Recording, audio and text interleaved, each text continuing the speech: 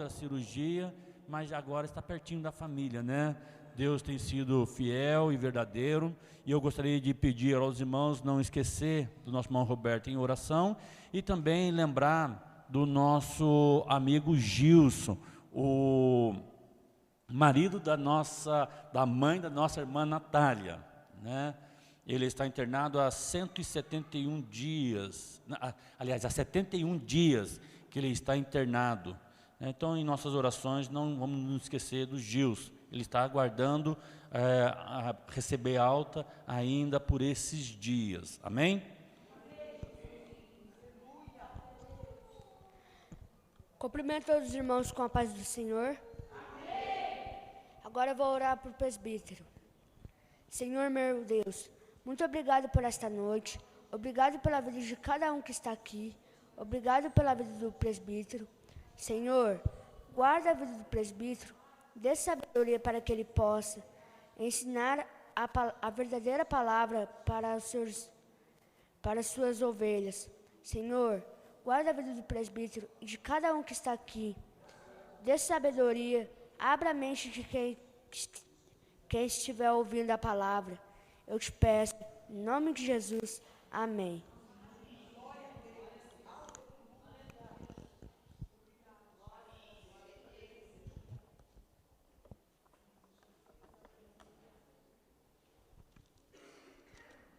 Cumprimento a todos os irmãos com a paz do Senhor Jesus, amém?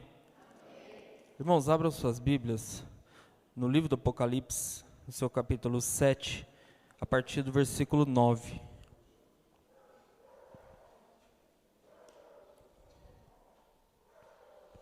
Vou pedir a gentileza a todos os irmãos que fiquem bem quietinhos, que escutem a palavra do Senhor. Todos os que estiverem aqui possam ter toda a atenção voltada à palavra do Senhor neste momento. Diz assim a palavra do Senhor. Apocalipse capítulo 7, versículo 9. Depois destas coisas, olhei e vi uma grande multidão, que ninguém podia contar, de todas as nações, tribos, povos e línguas, que estavam em pé diante do trono e perante o Cordeiro, trajando compridas vestes brancas e com palma nas mãos, clamavam com grande voz: salvação ao nosso Deus, que está assentado no trono, e ao Cordeiro.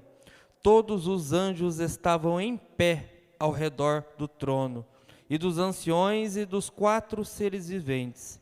Eles se prostraram diante do trono sobre seus rostos e adoraram a Deus, dizendo: Amém, louvor, glória, sabedoria, ação de graças e honra, poder e força ao nosso Deus, para todos sempre. Amém. Amém, irmãos?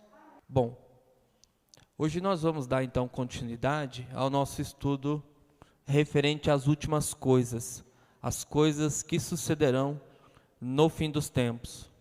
Nós estamos já chegando ao final do nosso trabalho, de uma maneira introdutória, porque ainda há muito o que se discorrer sobre esses temas, há muito do que se aprofundar ainda desses assuntos. Então, nós sabemos que o que foi feito, pelo menos do meu ponto de vista, foi mais uma introdução. São apenas as primeiras palavras, né, desse tema. Muito mais coisas hão de acontecer, é muito mais complexo, né, toda a história dos eventos que se darão no fim. Nós sabemos que muito em breve Jesus Cristo vai voltar para buscar a sua igreja, e este momento será para nós um momento triunfal. Então, irmãos, nós vamos hoje falar a respeito dos grupos que nasceram em torno do maior evento de todos os tempos, que é a volta de Cristo Jesus. Antes de qualquer coisa, antes de falar a respeito de um desses grupos, que é o que eu quero passar hoje, eu queria mostrar para os irmãos um gráfico importante, né? Que eu aprendi há muito tempo e eu tomei para a minha vida esse gráfico. Pode passar. Que é esse daqui. Eu imagino comigo que tudo aquilo que eu falar, eu levo em consideração esse gráfico aqui. Depois do dia que eu aprendi em relação a isso, nunca mais eu falei as coisas sem sentir o peso, né? Sem considerar alguns fatores daquilo que eu falo. Você sabe como se dá a construção da verdade? A construção de uma verdade em si? Às vezes, nós temos um sério problema dentro do nosso meio religioso, que é as pessoas falando e repetindo aquilo que se fala. Às vezes, principalmente nos dias atuais, se assiste um vídeo na internet de um determinado líder, de uma determinada igreja, falando, e aí, novamente, depois se reproduz isso. Às vezes eu vejo pessoas, né, isso é comum, pessoas que escutam mensagens, às vezes, nas mídias sociais, e depois trazem a mesma mensagem e replicam ela na igreja. Isso se torna uma atividade um tanto quanto perigosa. Ouvir uma coisa e não saber exatamente aquilo que está ouvindo, e não filtrar aquilo que está se ouvindo, e não tomar um determinado cuidado com aquilo que está se ouvindo, pode se tornar um perigo, e principalmente para as pessoas que tentam passar adiante aquilo que se ouve. Nós ficamos sabendo de várias situações em que mentiras foram reproduzidas, até que se tornassem verdades. Isso é muito comum nos nossos dias. Então, para que isso não aconteça, e para que se fale com propriedade das coisas, nós aderimos a isso aqui. Esse gráfico, ele é muito verdade, né? E eu quero apresentar para vocês. Uma verdade em si, ela é construída. E é mais ou menos assim que ela se dá. No formato de uma pirâmide. A primeira parte da verdade, e aí nós podemos, por exemplo, falar da verdade da fé cristã, das verdades relativas a Cristo e da religião cristã como um todo. Para você falar alguma coisa, primeiro, você precisa de fundamentos textuais ou fatos. Nós temos, para falar das coisas espirituais, nós temos um fundamento, e ele é textual, a Bíblia, o texto da Bíblia. O texto da Bíblia foi escrito, né, para nos apresentar as verdades relativas a Cristo e a história da criação como um todo, bem como a história da redenção, que é a obra que Cristo fez. Então, na fé cristã, nós temos os fundamentos necessários, que estão na Bíblia. Tendo esses fundamentos, nós temos a difícil tarefa de explicá-los para as pessoas. E aí é o segundo ponto da nossa pirâmide, que é o raciocínio lógico, onde você pega esses textos, né, esses fundamentos, e apresenta para as pessoas, explica para as pessoas, mostra para as pessoas o sentido destas palavras. E, por último, nós chegamos às conclusões. O uso dos fundamentos, a explicação dos fundamentos, nos leva às conclusões em relação a qualquer coisa do que diz respeito à fé. Isso aqui, para mim, é um ponto fundamental. Todas as vezes que eu quero falar uma coisa e que eu sinto um pouco de dúvida ou receio para tratar desse tema, eu coloco nessa pirâmide. Eu procuro. Existe fundamento para isso que eu vou falar? Está fundamentado na Bíblia? A Bíblia apresenta como uma verdade? É um fato? a forma como eu estou explicando, que eu estou organizando esses fatos, é a forma correta? Eu estou explicando corretamente o que a Bíblia está dizendo? E aí, então, eu posso dizer que, se eu estou seguindo esses passos, as minhas conclusões são verdadeiras. Por que esse ponto é importante para nós? E o que ele tem a ver com a escatologia? Pode passar para o próximo slide, eu vou dizer. Em torno da escatologia, nasceram algumas seitas, né? Essas seitas são muito conhecidas, e essas seitas, elas apresentam as suas verdades, e elas também utilizam-se da Bíblia, não somente a Bíblia, mas também alguns outros manuais, para mostrar essas verdades, para apresentar essas verdades para as pessoas. E às vezes, nós somos pegos de surpresa, muitos cristãos são realmente pegos de surpresa, porque quando eles entram em contato com as verdades das seitas, eles acabam ficando sem resposta. Hoje eu quero apresentar a história e uma doutrina específica relativa à escatologia das Testemunhas de Jeová. E eu imagino que praticamente todos nós que aqui estamos, em algum momento, já fomos parados por uma testemunha de Jeová. E quando você vai ouvir aquilo que elas estão dizendo, que esse grupo está pregando, você acaba se chocando com um ensino totalmente diferente daquele ensino a qual você aprendeu. Mas, ao mesmo tempo, a maioria de nós não temos condições de questionar ou sequer debater algum assunto, pelo pouco conhecimento dos conteúdos bíblicos. Mas, quando eu apresentei para vocês aquelas pirâmides, ali, se você for inteligente, é o melhor caminho para você lidar com qualquer seita existente. Porque toda verdade de Deus, ela é fundamentada e comprovada. Agora, as falsas doutrinas das seitas, elas sempre são frágeis. Os ensinos das seitas, elas sempre têm algum aspecto de fragilidade. E quando você entra numa discussão, você pode se perder. Você pode acabar sem resposta, porque você entrou em uma discussão de uma falsa doutrina. Então, o melhor caminho não é entrar numa discussão, mas é analisar aquilo que está sendo dito. Eu entendo que esse é o melhor caminho para se discutir qualquer assunto. Não o debate, mas sim a análise. Porque ao debate, às vezes nos falta argumento, mas ao análise não.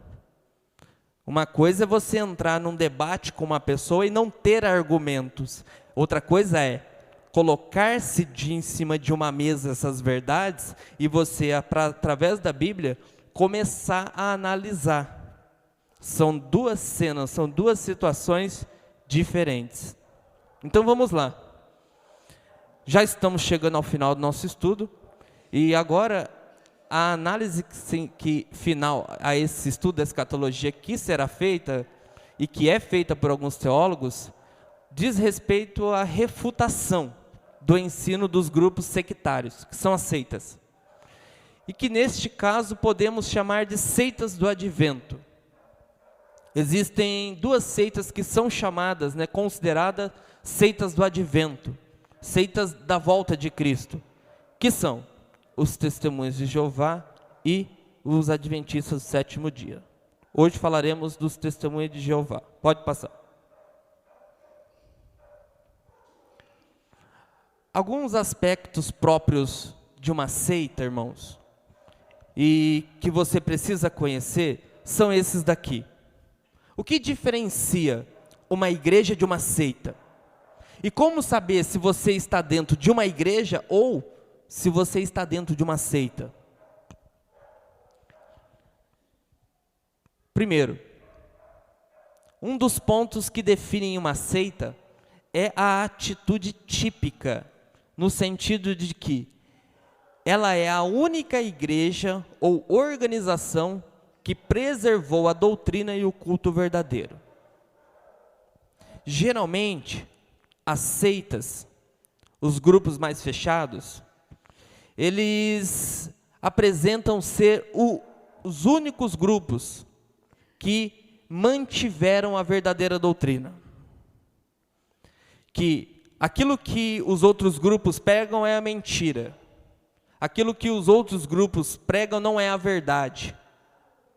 E que só esse grupo é que preservou. Você vê essa atitude típica, às vezes, em algumas falas, quando as pessoas acham que dentro da nossa igreja é a única igreja que prega a verdade e as demais igrejas não pregam a verdade. Isso é uma atitude de quem tem uma forte ênfase sectária. Aquela ideia de que só nós pregamos a verdade, que as outras igrejas não pregam. Só aqui nós temos a verdade, mas as outras igrejas não têm. Geralmente isso é uma atitude de seitas. As seitas, elas buscam exclusividade justamente para impedir que os seus adeptos busquem a verdade em outro lugar. Se ali tem a verdade, e se ali é o único lugar onde se prega a verdade, não adianta ir em outro lugar procurar a verdade. Por isso que as seitas se definem assim, grupos que somente estes detêm a verdade. Segundo ponto, uma seita defende a ideia de que é o único grupo aprovado por Deus, ou mesmo seu reino sobre a terra. Mais um aspecto importante que vocês precisam analisar e tomar um cuidado. Próprio das seitas. As seitas, ou os determinados grupos, acham que só eles são aprovados por Deus. Nenhum outro grupo é. E você vê esse tipo de atitudes até mesmo na igreja. A nossa igreja é a melhor e as outras não. Isso é um perigo. Porque, na verdade, todos os grupos têm em si fragilidades. Todas as igrejas. Porque elas são formadas de pessoas. E a Bíblia assevera drasticamente que todos pecaram. Então, se todos pecaram, Deus usou igualmente para com todos graça para poder salvar os homens.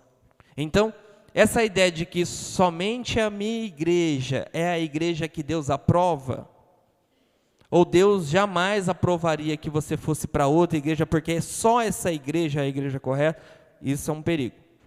Isso é próprio das seitas. As seitas fazem isso, justamente, mantendo a exclusividade de Deus naquele lugar, para que aquele adepto jamais, saia dali. Terceiro ponto. As seitas, elas se definem como o único meio de as pessoas chegarem a Deus. Todo grupo que se apresenta como o único meio, como mediador, para que os homens cheguem a Deus, e que tem tamanha exclusividade, que se a pessoa for em qualquer outro local, qualquer outro grupo do mesmo segmento, ela não vai achar, esse acesso a Deus, esse caminho a Deus, é uma seita. Se eu chegar aqui e dizer que somente aqui na nossa igreja você vai poder conhecer a Deus e que nenhuma outra igreja evangélica você vai poder, eu estarei mentindo. Isso é próprio da atividade sectária. A ideia é prender as pessoas, cegar as pessoas, não permitir que as pessoas de maneira nenhuma encontrem a verdade. As seitas fazem isso. E por último, uma característica forte numa seita é que a submissão a Deus é, acima de tudo, ser submisso ao grupo e à sua liderança. Então, geralmente as seitas, elas se dão dessa forma. Para que você faça a vontade de Deus e agrade a Deus, toda a vontade de Deus está juntada em uma única atitude: submissão total àquele grupo e àquele líder. E aí as pessoas, elas acabam servindo o líder como se estivesse servindo a Deus, trocando ele trocando Deus por um líder. Todas as seitas hoje, conhecidas, tanto essas que nasceram dentro do cristianismo, quanto as fora, elas têm esses aspectos. A ideia central é dominar as pessoas, enganar as pessoas. Pode passar. As testemunhas de Jeová profetizaram a volta de Cristo, estamos falando de escatologia, em 1914. E como isso não aconteceu, ao invés de elas admitirem que essa era uma falsa profecia, mudaram a versão e disseram que Satanás, neste ano, havia sido expulso do céu e que Jesus começou a reinar sobre o reino celestial de Deus. Então, aqui nós começamos a conhecer um pouco mais esse grupo. E por que os testemunhas de Jeová? Existem muitos outros. Por que eu comecei por eles? Porque eles têm uma quantidade, muito grande de heresias, justamente em cima dos ensinos da escatologia, dos ensinos do fim. Dificilmente, quando um testemunho de Jeová te parar na rua, ele não vai abrir o livro do Apocalipse para falar com você. Ele tem todos os livros da Bíblia, mas parece que eles têm um apreço maior, um interesse maior nos eventos do fim. Exatamente os eventos que nós vemos falando ao longo do nosso estudo. Então, como que esse grupo começa? Começa ali, profetizando a volta de Cristo, que não se cumpriu. Que não se cumpriu. E aí então mudou-se, Mudou-se a visão e começaram a afirmar que, na verdade, o que aconteceu em 1914 não é que Jesus voltaria, mas que Jesus começaria a governar o reino celeste, do qual Satanás foi expulso. Perceba isso, reino celeste, guarde isso, e aí você vai entender o porquê. Pode passar. São muitas as inconsistências deste grupo, dessa seita. A sua teologia é marcada por negar a divindade e a pessoalidade do Espírito Santo. Uma das marcas desse grupo é que eles negam que o Espírito Santo é Deus. Todos eles. Isso está nos seus próprios documentos de fé. Negam que o Espírito Santo seja Deus. Negam que o Espírito Santo seja uma pessoa. Mas para eles é um outro ser, é um ser impessoal. Eles negam que Jesus é Deus. Além de outras aberrações doutrinárias como nós conhecemos em relação a esse grupo, que não é objeto do nosso estudo agora, então não tem por que entrar nesses temas. Mas, tendo em vista que eles negam o Espírito Santo como Deus, negam que Jesus Cristo é o próprio Deus, isso é o suficiente, para que nós possamos fazer uma análise cuidadosa. Não é um debate, eles querem debate, entendeu? Mas se você debate com a mentira, você não chega a lugar nenhum. É o que eu mostrei na pirâmide. Aquela pirâmide, ela está ali para quê? Para que quando você for discutir um assunto, você não vai nas conclusões que as pessoas têm.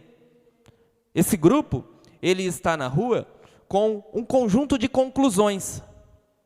Mas você não precisa necessariamente entrar nas conclusões. E sim, você precisa entrar nos fundamentos. É ali que está o erro, nos fundamentos. Pode passar.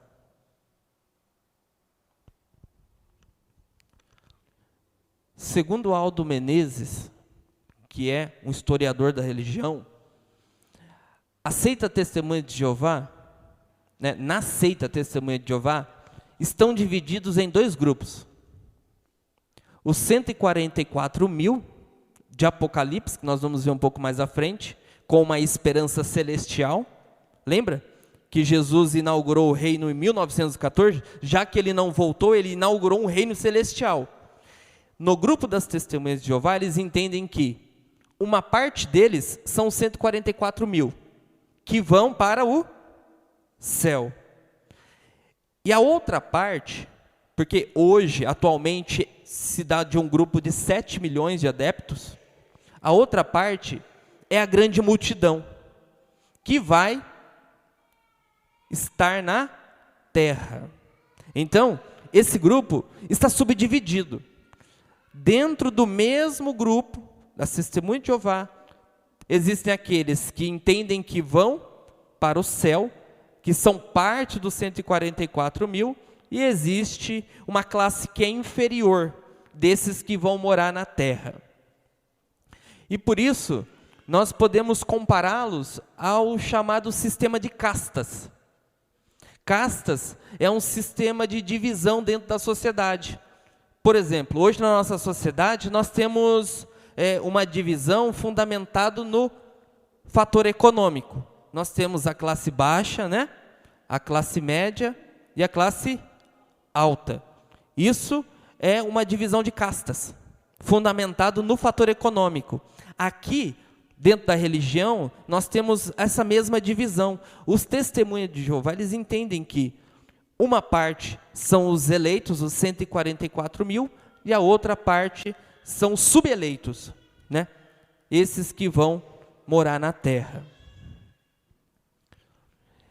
Esse erro se dá com base em uma interpretação de João capítulo 10, versículo 16 e Apocalipse capítulo 7, 4. Nós vamos ler logo em seguida. Esta visão é própria do hinduísmo, que defende uma separação de castas entre os fiéis. Uma religião que tem esse fator de divisão de castas é o hinduísmo. Até uma pesquisa que nós vimos através de um estudo da escola dominical, é que nas castas mais pobres da Índia, é aonde o evangelho mais tem sido pregado, e há um número de conversos enorme nas classes mais pobres da Índia. Quando você tiver condições, você tiver tempo, procure o evangelho nas castas pobres da Índia. Você vai ver o que é extrema miséria. E como em um lugar de extrema miséria, o evangelho tem se mostrado como uma grande esperança para as pessoas. E ali um número enorme de convertidos tem surgido, que estão saindo da religião hindu para a religião cristã. Então, essa divisão que se faz dentro do grupo Testemunha de Jeová, é aquela divisão que eu disse que não poderia ser feito entre os gentios e judeus. Lembra na semana passada? Aquela ideia de que os judeus vão exercer um papel predominante no céu, enquanto nós vamos exercer um papel de submissão. Essa visão, ela tem que ser descartada. Deus não tem dois povos, Deus tem um povo só. A igreja é todos aqueles que pela fé creram na promessa, creram em Cristo. Os que são herdeiros conforme a promessa, conforme o apóstolo Paulo ensina, são os que são pela fé, não os pela descendência. Então nem todos que são de Jerusalém de fato são judeus, entende? Mas sim, somente os que são pela fé. Então nós não temos divisões na nossa escatologia. O povo de Deus é um povo só. Essa é a verdade. Por mais que nós temos uma forte ênfase na cultura judaica, né? Isso não quer dizer nada. O povo de Deus é um povo só. E não esqueça que quem matou Jesus foi os judeus. Pode passar. O Menezes diz que, segundo a seita, e aí nós vamos fazer a leitura aqui. Abra sua Bíblia em João, no seu capítulo 10, versículo 16, para nós fazermos a leitura e entender por que eles separam uma classe da outra. João, no seu capítulo 10, versículo 16.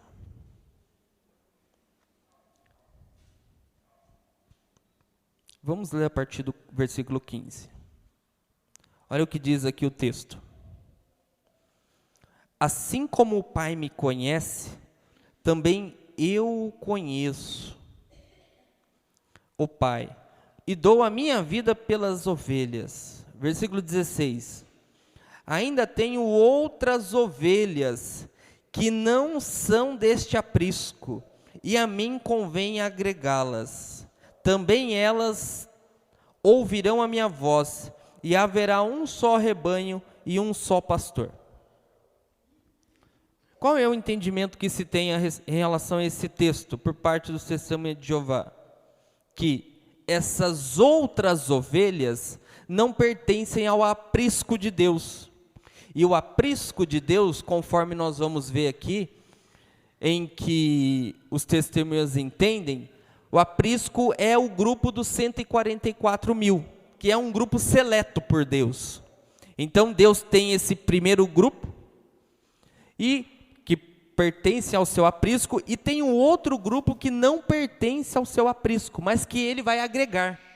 E esses serão um povo só. Então o que eles entendem? Eles entendem que João 10,16 refere-se aos 144 mil de Apocalipse capítulo 7,4, que começou a ser reunido, e aqui é um ponto importante. Os testemunhos de Jeová, eles entendem que esses 144 mil, eles começaram a ser reunidos a partir do ano 33, da morte de Cristo e da descida do Espírito Santo em Pentecostes. E que do ano 33 até o ano 100, com a morte do último apóstolo, foi o período que Deus foi elegendo esses 144 mil. Foi o período que Deus foi escolhendo esses 144 mil.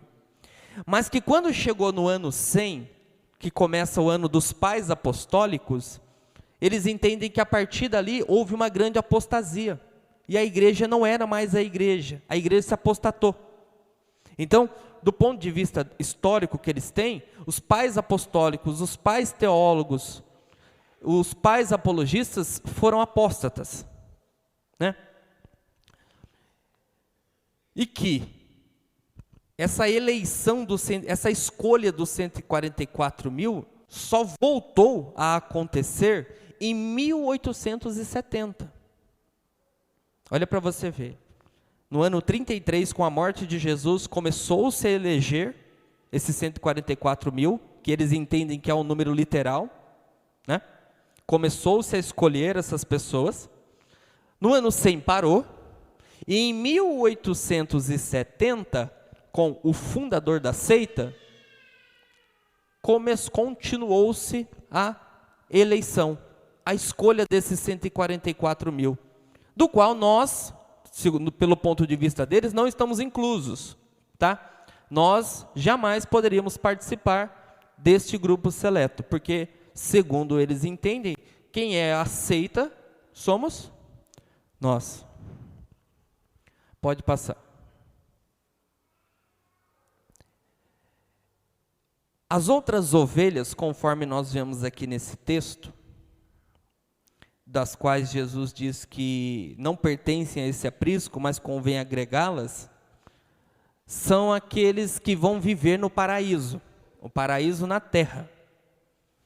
Isso inclui os santos do Antigo Testamento e os que morreram antes do ano 33.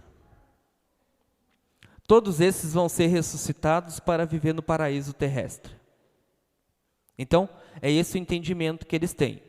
Conforme nós lemos aqui o texto, Jesus disse que ele tem as suas ovelhas, as ovelhas do seu aprisco, mas que existem outras ovelhas que não pertencem a esse aprisco.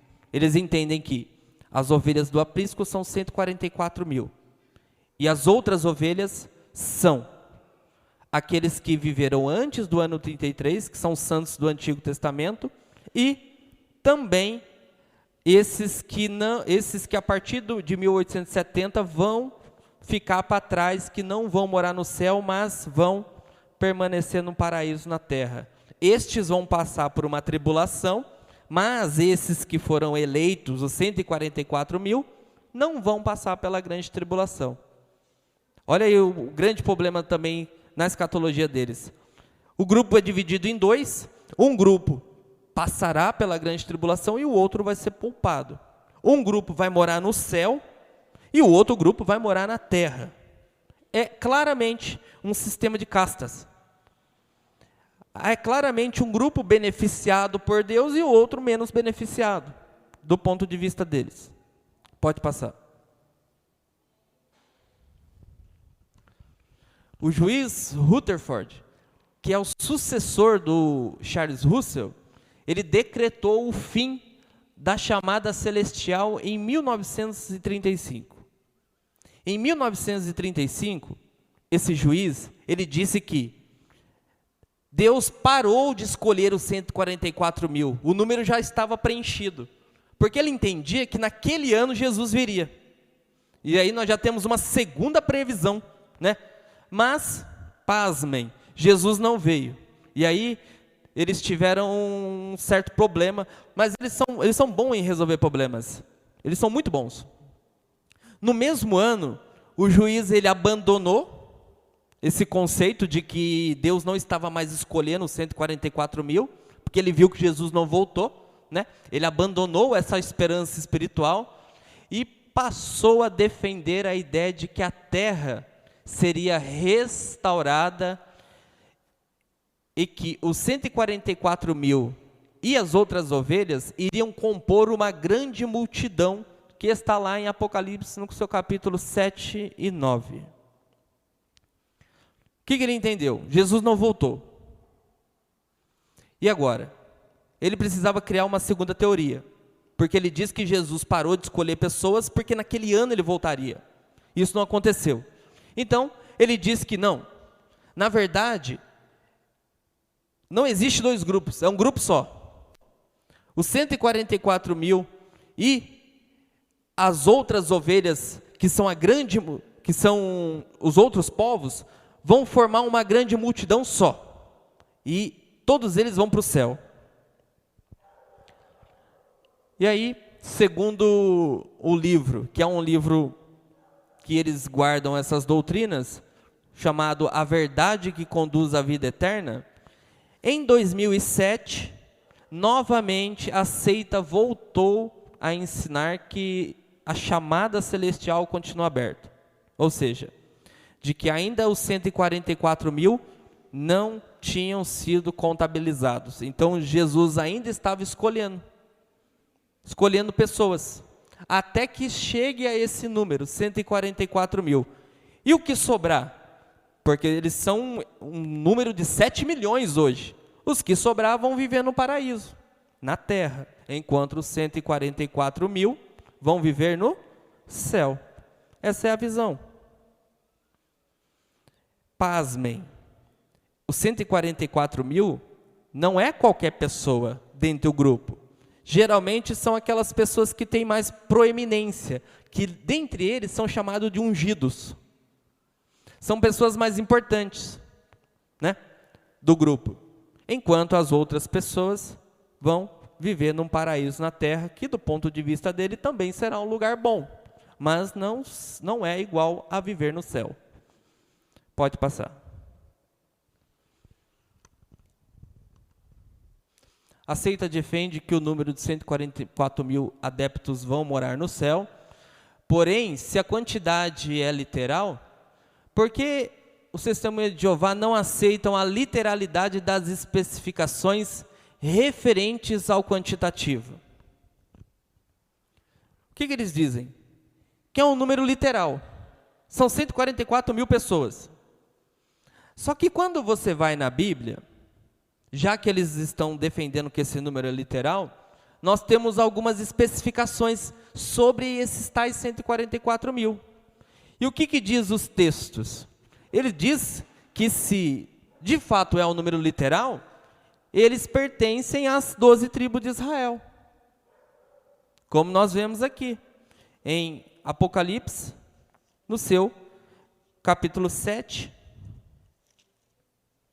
versículo 5. aqui no 4 também, ó. E ouvi que o número dos que foram selados eram de 144 mil, de todas as tribos dos filhos de Israel. Eu não sabia que os testemunhos de Jeová eram israelitas. Outro ponto, no capítulo 14, está escrito que esses 144 mil são virgens. Se o número é literal,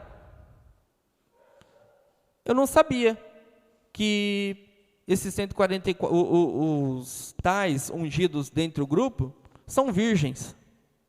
Somente os virgens dentre os testemunhos de Jeová é que estariam eleitos aí para o céu.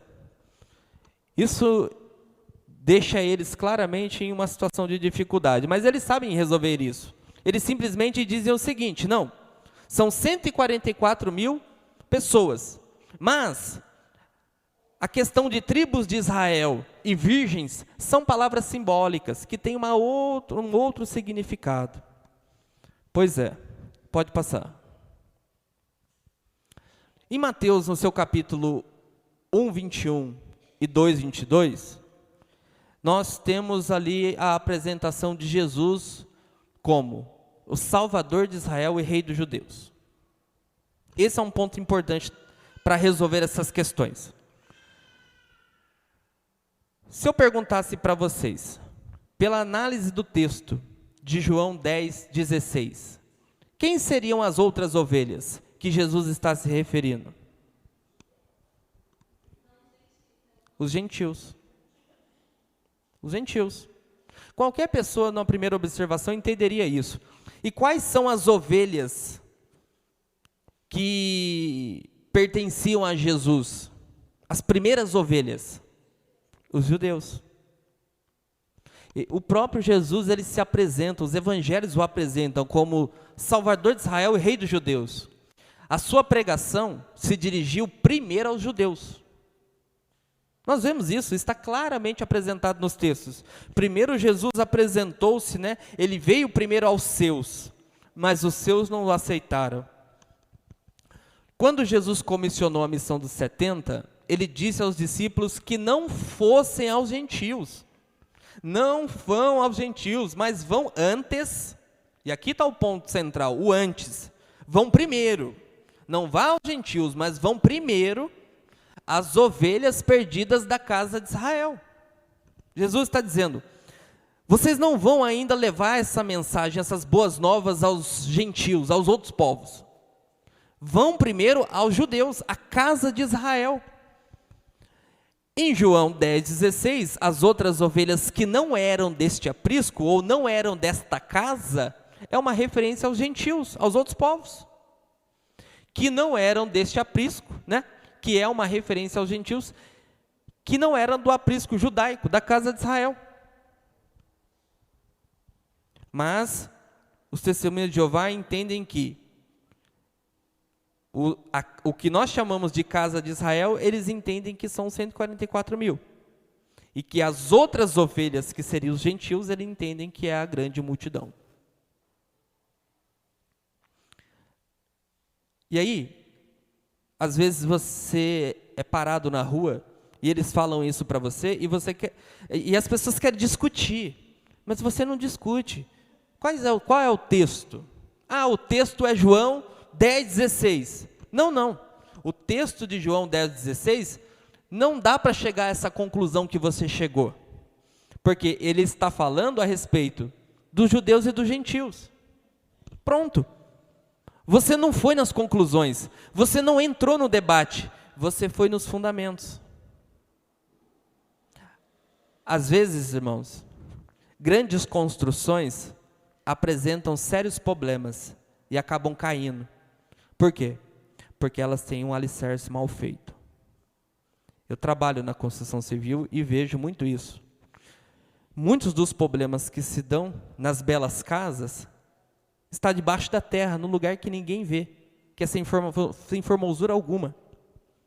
E é desta forma que você trabalha a doutrina.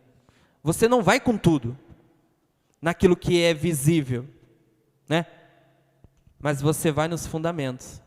Porque se você mexer no fundamento, você derruba a casa toda. E é assim que você descortina um falso ensino. Você ataca o fundamento. No que está fundamentada a sua fala? Você fundamentou isso que você está dizendo em que texto? Se você cutucar, é perigoso a pessoa dizer que sonhou na madrugada, por isso que está dizendo. Entendeu? Você tem que ir nos fundamentos. Porque se os fundamentos não resistirem, toda mentira cai. E é assim que se trabalha a teologia. Então nós vimos aqui que as outras ovelhas são gentios. Pode passar. Quem é a grande multidão que está no texto em que nós lemos? Lá em Apocalipse, no seu capítulo 7, nos versículos 9 a 17. Quem é a grande multidão? Vamos ler de novo? Capítulo 7.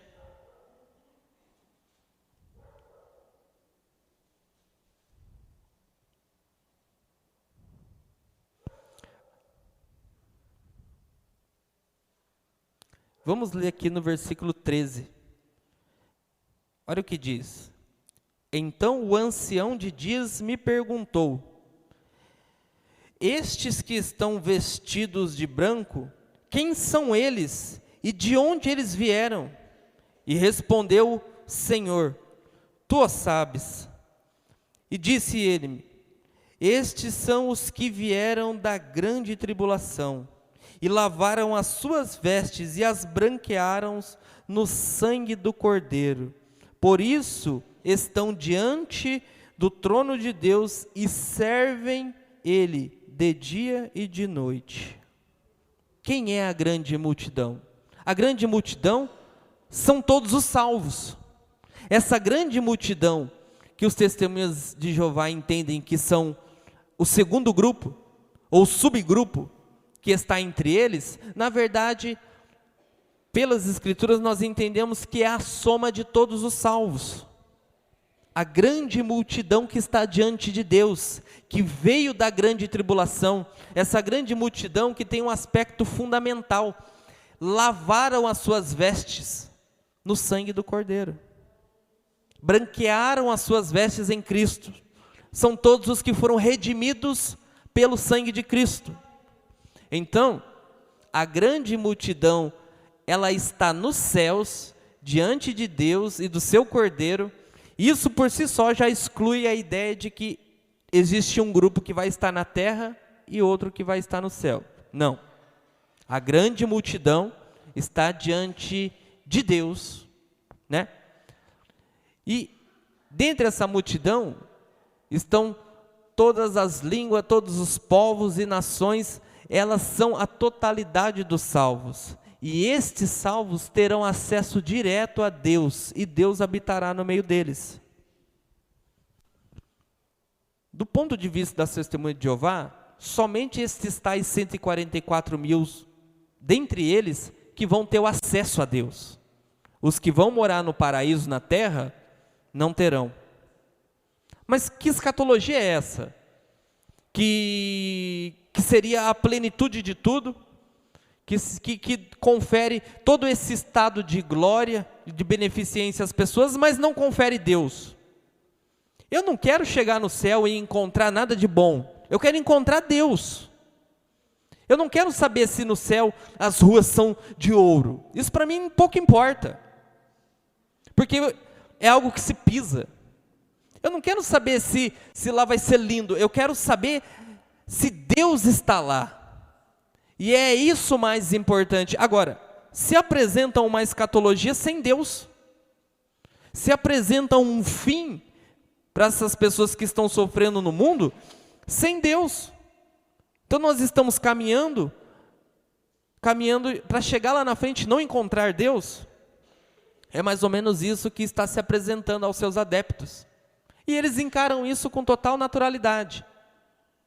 Qual o problema de eu não ser um dos 144 mil, mas habitar no paraíso? Eu não quero saber de paraíso, eu quero saber de Deus. Eu não quero um paraíso, eu quero Deus. Eu não quero estar no lugar bonito, eu quero estar aonde Deus está. Porque aonde Deus está é o céu. Então, a plenitude do ensino da escatologia é Deus, meu irmão. Não é o céu, não é o estado final, estar em um lugar bonito, mas é estar com Deus, aonde Deus está. Mas a seita apresenta dois lugares totalmente diferentes. Dentre eles, um local onde Deus está e outro que Deus não está. Pode passar. E quem são esses 144 mil? Quem são os 144 mil? Em Apocalipse, como nós já supramencionamos, nós achamos inúmeros conceitos simbólicos. Vocês não podem esquecer disso.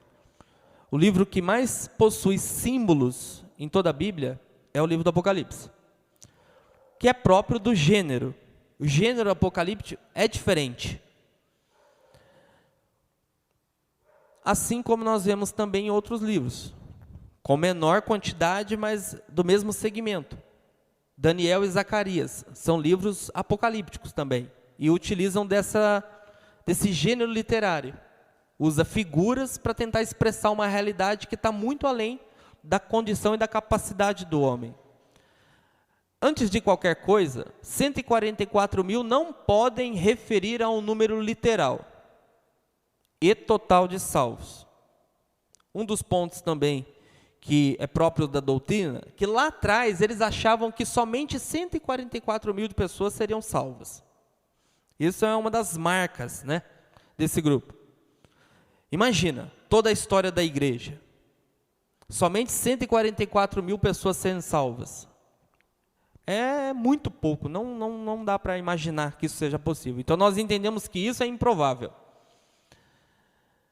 Nem mesmo que esses 144 mil seja o número de sacerdotes, pois isso também é atribuído à grande multidão no capítulo 5, versículo 9.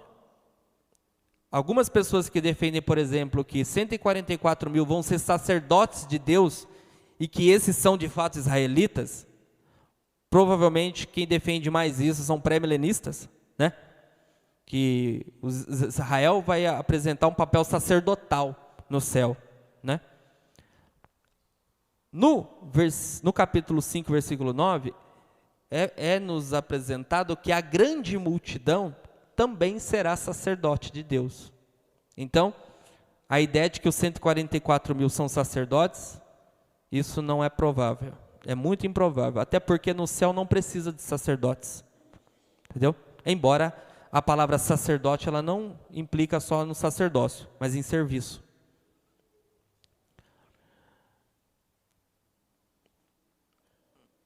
A melhor interpretação que se tem feito é que esses 144 mil seja um número simbólico da plenitude dos salvos. 144 mil não é um número literal, é um número simbólico. E o que ele representa? Representa a plenitude dos salvos. É o número completo dos salvos. Basicamente isso. A melhor interpretação é essa. E não é só esse comentário bíblico que eu utilizei, mas muitos outros. Todos eles entendem que 144 mil não é um grupo, mas é toda a igreja, todos os salvos em Cristo. E aqui, entende-se que 12 vezes 12 dá 144. Vezes 1000 dá uma grande multidão completa. Tá? O 12 é simbólico. O outro 12 também é simbólico. E o 1000 também. Assim como nós vemos aquela ideia dos 1000 anos, que também é simbólico. Pode passar.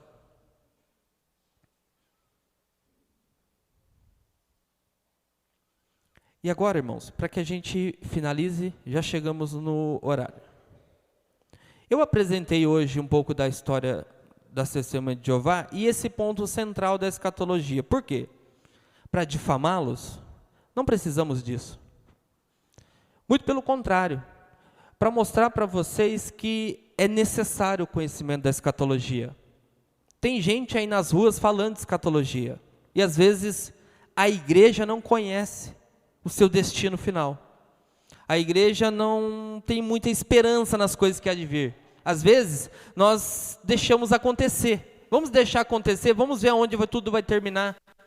Mas essa não é a visão correta. A visão é conseguir olhar para o final, enxergando as coisas que vão vir. Enxergando a bendita esperança que há de vir para toda a igreja. Nós conseguimos enxergar essas realidades, isso vai mover o nosso coração. Isso vai nos dar esperança e força para o nosso dia a dia. Um perfeito conhecimento da escatologia.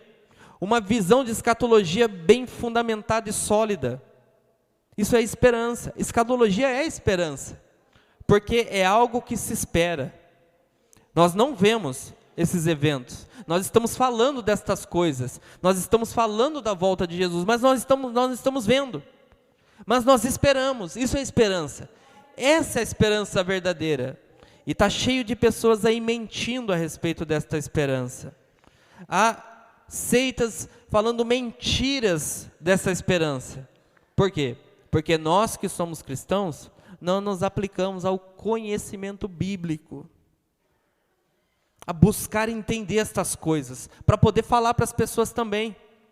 Se uma pessoa te pergunta a causa da sua esperança, se uma pessoa te pergunta como é que vai acontecer no fim dos tempos, o que você vai dizer para ela?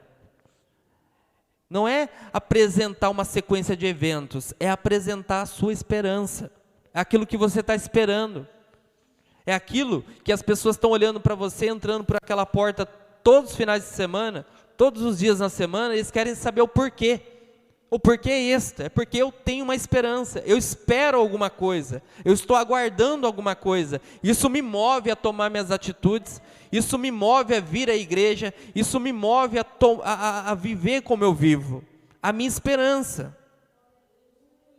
Não permita que as seitas te confrontem a respeito da esperança, mostre que você tem uma esperança, não debata com mentiras, porque você vai perder. Você não vai ter argumentos. Analise, faça análises criteriosos, mexa nos fundamentos, peça textos, mostre a sua interpretação desses textos, bagunce essas estruturas e com certeza estas casas caem. São frágeis e com certeza, se você colocar a mão na estrutura certa e puxar, toda a doutrina mentirosa que está sendo pregada, toda a heresia, ela desaba, como um prédio desaba quando é abalado suas estruturas.